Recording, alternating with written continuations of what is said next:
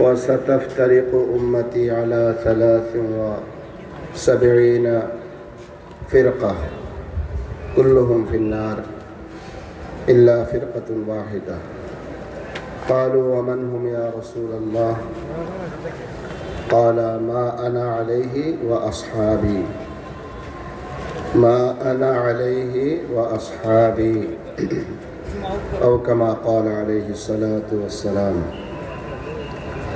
اللهم صل على سيدنا ونبينا وشفيعنا وحبيبنا ومولانا محمد وعلى آله وأصحابه وبارك وسلم بعدد كل شيء معلوم لك كما تحب ربنا وترضى عدد ما تحب ربنا وترضى يا كريم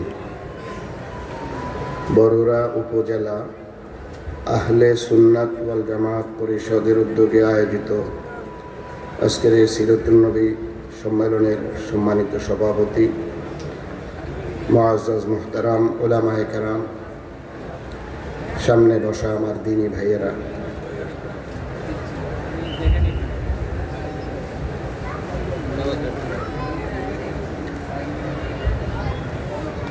আহলে সুন্নাত ওয়াল জামাত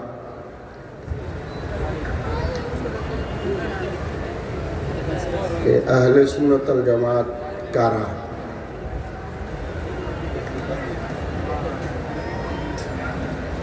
এই সম্পর্কে খুব মুখতাসর ভাবে একটু কথা বলতেছি, মনোযোগ সহকারে শুনবেন।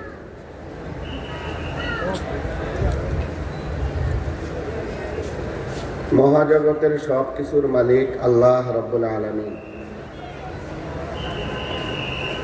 তিনি একমাত্র সৃষ্টিকর্তা। মহাজগতে যা আমরা দেখতেছি সব তিনি অস্তিত্ব দিয়েছেন, সৃষ্টি করছেন, সব কিছু তিনি লালন পালন করতেছেন। তিনি রব্বুল আলামিন, তিনি খালিক, তিনি রব্বুল আলামিন, তিনি মালিক।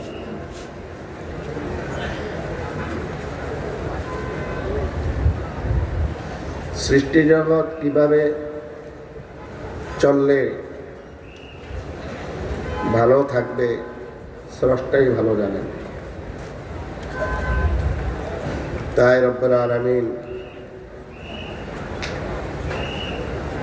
এই দুনিয়াতে আমরা কিভাবে চললে, দুনিয়াকে কিভাবে চালাইলে দুনিয়াতেও আমরা ভালো থাকবো, আখিরাতেও আমরা ভালো থাকবো, দুনিয়াতেও শান্তি এবং ইজ্জত পাবো, আখিরাতেও জান্নাত লাভ করে আসল শান্তি আসল ইজ্জত পাবো। রব্বুল আলামিন সেই বিষয়গুলি, দুনিয়াতে আমি কিভাবে চলতে হবে, দুনিয়াকে কিভাবে চালাইতে হবে, এই বিষয়গুলি কোরআনে কারীম আকারে আল্লাহ তাআলা জাল্লা শানুর হাবিব, দো জাহানের বাদশাহ, সৈয়দুল কৌনাইন, শফিউল মুজনিবিন, রাহমাতুল লিল আলামিন মুহাম্মদুর রাসূলুল্লাহ সাল্লাল্লাহু আলাইহি ওয়াসাল্লামের উপরে নাযিল করছেন।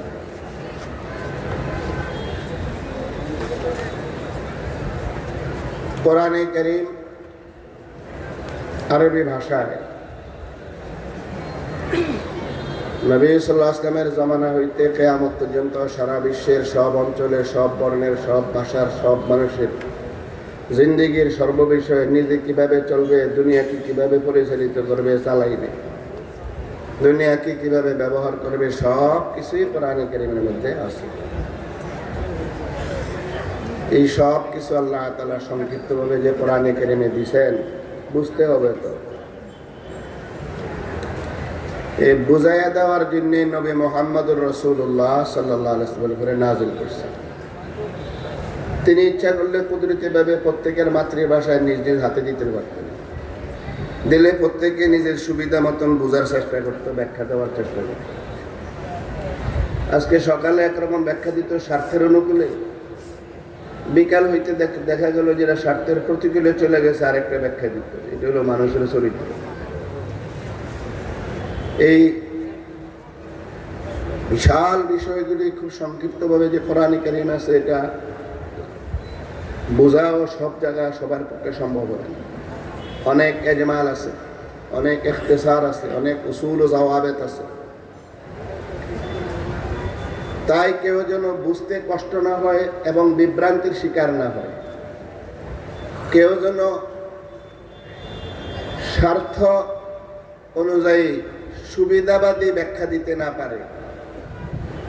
তিনি কোরআনে কারীম নবী মুহাম্মদুর রাসূলুল্লাহ সাল্লাল্লাহু আলাইহি ওয়াসাল্লাম নাযিল করছেন এবং কোরআনে কারীমের ব্যাখ্যা, বিশ্লেষণ, তাফসীর, তার মধ্যে যা হুকুম আহকাম আছে সব নবী মুহাম্মদুর রাসূলুল্লাহ সাল্লাল্লাহু আলাইহি ওয়াসাল্লামকে বুঝাইয়া দিয়েছেন। বুঝাইয়া দিয়া জিম্মাদারি দিয়েছেন, ওয়া আনজালনা ইলাইকা যিকরা। আমি জনে জনে হাতে হাতে প্রত্যেকের ভাষায় দেই নাই, আপনার উপরে কোরআনে কারীম কেন নাযিল করছি? লিতুবাইয়িনা লিন-নাসি মা নুজিলা ইলাইহি, যে কোরআনে কারীমের ব্যাখ্যা, তাফসীর, বয়ান আমি আপনাকে শিখাইয়া দিব। আপনি মুআল্লিম হইয়া, মুবাল্লিগ হইয়া, আমি আল্লাহ থেকে যাই না, আমার পক্ষ থেকে আমার বান্দা বান্দীদেরকে, আপনার উম্মতকে আপনি সুন্দরভাবে দরদ নিয়ে বুঝাইয়া দিবেন। ইন্না আলাইনা জামাহু ওয়া কুরআনাহু ফাইযা ক্বরানাহু ফাত্তাবি' কুরআনাহু সুম্মা ইন্না আলাইনা বায়ানাহু। রাসূলুল্লাহ সাল্লাল্লাহু আলাইহি ওয়াসাল্লাম পুরা কোরআনে কারীমের ব্যাখ্যা, যেটার নাম ইসলাম। ইসলাম কি? কোরআনে কারীম। বলেন ইসলাম কি? ইসলামের কোনো কিছু কি কোরআনে কারীমের বাহিরে আছে?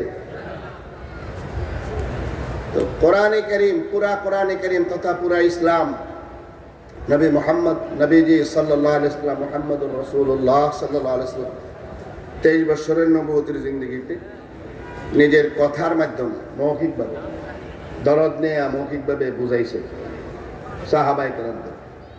আয়াত নাযিল হয়েছে, নামাজ সময় হয়েছে, নামাজ হয়েছে, নামাজের পরে সাহাবাদেরকে এটা বুঝাইয়া দিছে। আমলি বিষয়গুলি আমলিভাবে দেখাইয়া দিছেন, শিখাইয়া দিছেন। নিজের কথা এবং কাজ এবং মৌন সমর্থনের মাধ্যমে কোরআনের কারীম বুঝাইয়া দিছেন, ইসলাম বুঝাইয়া দিছেন। এই বুঝ তিনি কই পাইছেন? আল্লাহ তাআলা থেকে। কথা বলেন না, এই বুঝ কই পাইছেন? নবীজি সাল্লাল্লাহু আলাইহি ওয়াসাল্লাম কি নিজের খেয়াল খুশি মতন কিছু বলছেন? এটা আল্লাহ তাআলা নিজে বলছেন, ওয়া মা ইয়ানতিকু আনিল হাওয়া ইন হুয়া ইল্লা ওয়াহয়ুন ইউহা। ওয়াহী না আসতে তিনি ইসলামের ব্যাখ্যায়, কোরআন কারীমের ব্যাখ্যায়, দ্বীন শরীয়তের একটা কথা বলেন না।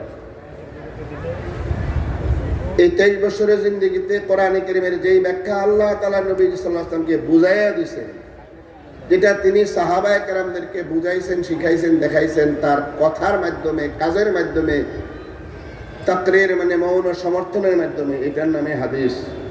এটার নাম কি? তো হাদিস ভিন্ন কিছু না। হাদিস হলো কোরআন কারীমের ওই ব্যাখ্যা যা স্বয়ং রব্বুল আলামিন নাযিল করছেন নবী মুহাম্মদ সাল্লাল্লাহু আলাইহি ওয়াসাল্লাম। কোরআন কারীম ওহী, এটা তেলাওয়াত করা হয়, তেলাওয়াত ইবাদত, এটাকে ওহী মাতলু বলা হয়। হাদিস শরীফ ওহীর মাধ্যমে আসছে, এটাকে ওহী গায়রে মাতলু বলা হয়। এই দ্বীনের মূল হলো কোরআন এবং হাদিস, অন্য শব্দে কিতাবুল্লাহ এবং সুন্নতে রাসূল। নবী সাল্লাল্লাহু আলাইহি ওয়াসাল্লাম যখন দুনিয়া থেকে বিদায় নিতেছেন, চলে যাইতেছেন, তখন কি বলছেন? তারাকতু ফীকুম আমরাইন, দুই মজবুত জিনিস রেখে গেলাম। লান তাদিল্লু মা তামাসসাকতুম বিহিমা। এই দুই মজবুত, এই দুই বিষয়, দুই জিনিসকে যদি মজবুত করে আঁকড়াইয়া ধরো, মানো, তোমরা পথভ্রষ্ট কখনো হবে না। সেই দুটা কি? কিতাব আল্লাহি ওয়া সুন্নাতা রাসূলিহি, কোরআন এবং হাদিস, কিতাবুল্লাহ এবং সুন্নাতুর রাসূল রেখে গেছে। আমি জিজ্ঞাসা করি, কোরআন কারীম কোন ভাষায়? আরবি ভাষায়। হাদিস শরীফ কোন ভাষায়? আরবি ভাষায়। তো কোরআন হাদিস তো আরবি ভাষায়। কোরআনে কারীম তো নবীজি সাল্লাল্লাহু আলাইহি ওয়াসাল্লাম লেখায় দিয়ে গেছে। কে লেখায় দিয়ে গেছে? আয়াত নাযিলের সঙ্গে সঙ্গে কাতির হইনা লেখায় দিতে। বলেন কোরআনে কারীম কে লেখায় দিয়ে গেছে? একেবারে পুরা কোরআনে কারীম নবীজি সাল্লাল্লাহু আলাইহি ওয়াসাল্লাম লেখায় দিয়ে গেছে। পুরা কোরআনে কারীম একজন সাহাবীর কাছে না, অনেক সাহাবীর কাছে লেখায় দিয়ে গেছে। নবী সাল্লাল্লাহু আলাইহি ওয়াসাল্লামের সামনে নবীজি সাল্লাল্লাহু আলাইহি ওয়াসাল্লামের অনুমতি সাপেক্ষে হাদিসও অনেক সাহাবী লিখছেন। আব্দুল্লাহ ইবনে আমর ইবনে আস হাদিস লিখছেন।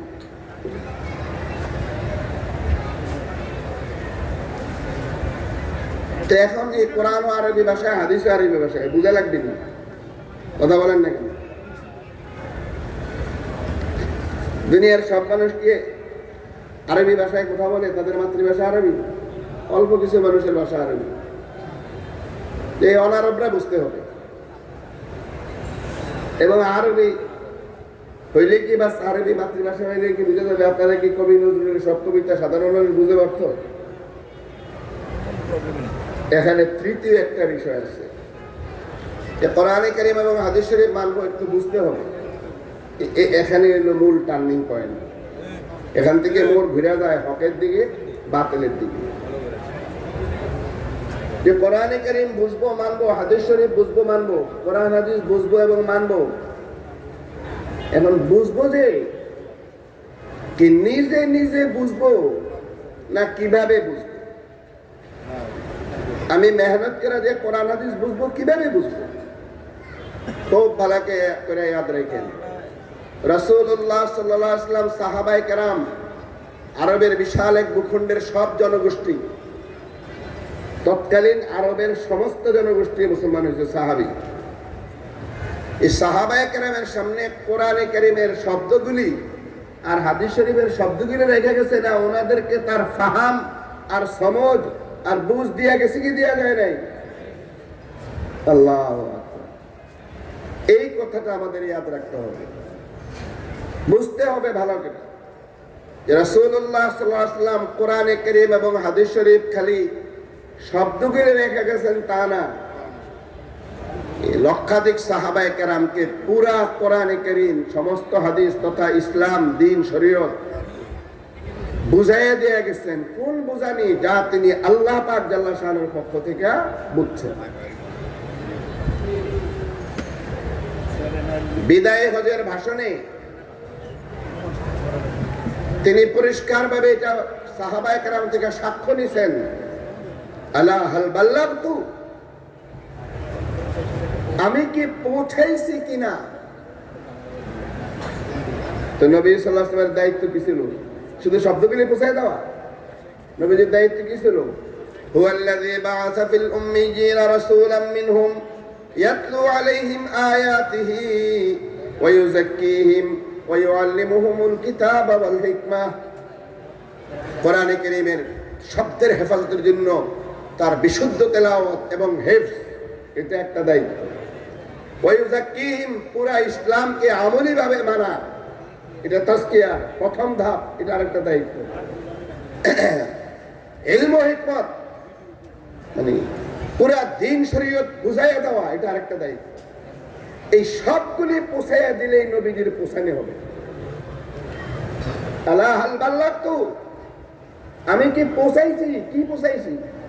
কোরআনের শব্দগুলি শুধু পৌঁছাইছে? হাদিসের শব্দগুলি শুধু পৌঁছাইছে? পুরা ইসলাম পৌঁছায়। কোরআনে কারীমের অর্থ, হাদিসের অর্থ, যা তিনি আল্লাহ তাআলার পক্ষ থেকে ওহীর মাধ্যমে জানছেন, আল্লাহ তাআলা জিম্মাদারি দিয়েছেন বুঝাইয়া দেওয়ার জন্য, সেটা তিনি বুঝাইয়া গেছেন, সেটা তিনি পৌঁছাইয়া গেছেন। তো জিজ্ঞাসা করলেন, আলা হাল বাল্লাগতু, আমি পৌঁছাইছি? সাহাবারা কি বলছেন? বাল্লাগতার রিসালা, রিসালা পৌঁছাইছেন। রিসালা কি শুধু কোরআনের শব্দ পৌঁছানোর নাম? রিসালা কি শুধু হাদিসের শব্দ পৌঁছানোর নাম? সব তিনি পৌঁছাইয়া গেছেন। এই জন্য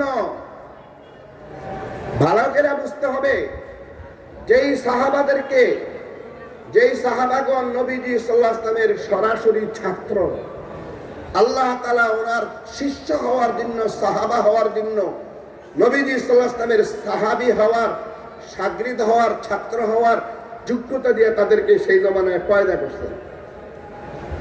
সেই সাহাবায়ে কেরামের ভাষায় তাদের ঘটনাবলী নিয়ে কোরআন হাদিস নাযিল হয়েছে।